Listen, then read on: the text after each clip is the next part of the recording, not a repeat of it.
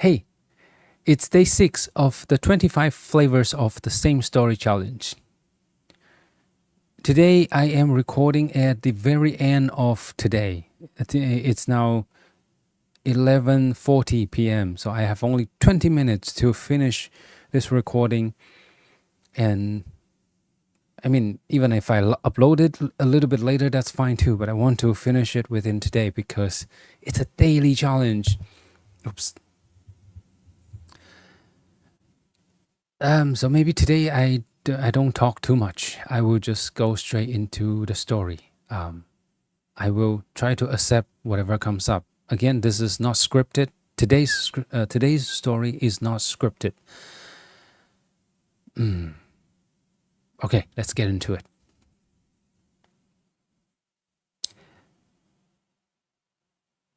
Today, I want to tell you the story of the bicycle trip that I planned with my best friend Neo in the year of 2013. We wanted to start from Hanoi, which is the capital city of Vietnam in the north, and take public transportation to go to the middle of Vietnam, and starting from there to get on our bikes and ride all the way to the southern city, Ho Chi Minh City. But there was a mistake in our planning. We didn't know that we were landing in the country. Not landing, we actually went there by bicycle. But we got into the country in a week when it was a week-long national holiday. So what does it mean? It means that the train ticket, the bus ticket that we wanted to buy to go from Hanoi to the middle of Vietnam, the start point of our bicycle trip, the tickets were all sold out because it was a week-long holiday. People in Vietnam, a lot of them, they were traveling.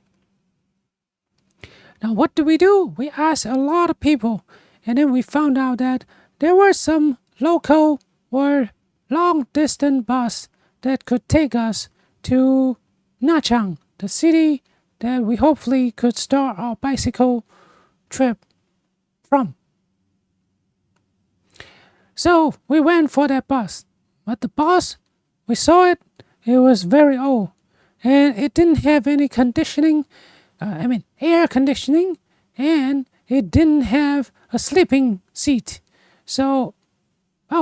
And we asked the driver, how long does it take to get to Nha Trang? And the driver said, it takes 30-something hours. And, oh God, we are going to get stuck on this bus for 30-something hours without sleeping bad. We can only sleep when we sit. And we got on the bus because that was the only option that we had. Along the way, it turned out it was not too bad. This was a bus trip when we get to see a lot of beautiful scenery of Vietnam.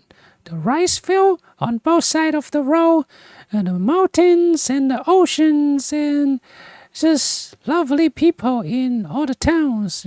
Students who go back from school, go back to home from school on their bicycle.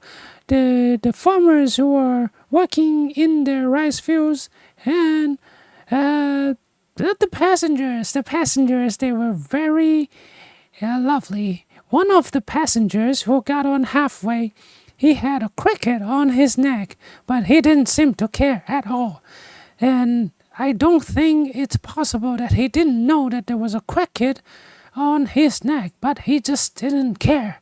It feels like he was talking to the conductor about something, but I don't understand Vietnamese, but it just appeared that the conversation sounded like this to me. Where is this bus going? The bus is going to blah blah blah blah. And okay, where do you want to go? I don't know where I want to go. But maybe I'll just take this bus. And boom, he sat down. It's like he didn't care about where he was going, and he just want to get on a bus. And he got on. and the cricket was still on his neck. Yeah, and Neil gave him a nickname. He called him the dog, no, the brother chill, because he looks so chill. He didn't care about anything. And there were a lot of other funny things that happened during that trip. There were cows. There were cows walking in the middle of the road, and the bus had to go really slow, waiting for those cows. And we just all patiently sitting in the bus and watching the cows. Maa, maa, maa. And there was a car that ran into the rice field in the middle of the rice field. We didn't see how it happened, but we just see a car in the middle of the rice field. There was no road that it could drive into it. I think it flew into the rice field. We also see a traffic accident, and the car was almost completely ran over. I don't know how it was ran over. And the crew, the bus, there was this crew of 4 people and 2 drivers, 2 conductors. Because it's a long distance bus, they need to take turns. They need 2 drivers. So one sleeps for a while, and the other drive for a while, and then they switch. And the conductors, they recruit passengers. They stand right next to the door. Oh, by the way, the door was left open the whole time. I was scared. The door was not closed. It was not closed because the conductor was standing next to the door all the time and trying to get passengers to get on the bus. And he was shouting outside, shouting towards the people, saying, we are going that way. Well, I didn't understand what he said, but it sounds like what he said. We are going to this city, and we're stopping by this town. If you're going there, come join us. And there were people who joined us. Of course, people left. People got off the bus halfway, and it appears that me and Neil, we were the 2 people who stay on the bus for the longest time.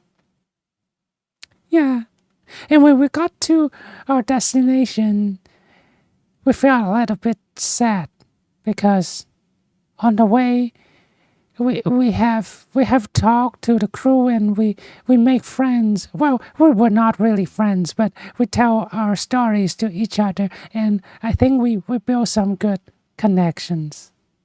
And they were all smiling very happily, waving us to say goodbye. Anyway, it turned out to be a really beautiful trip, and yeah, I missed it. I don't. I miss it. Yes, I do. Yeah, that's it. That's it for the story today. I'll see you tomorrow. Bye bye.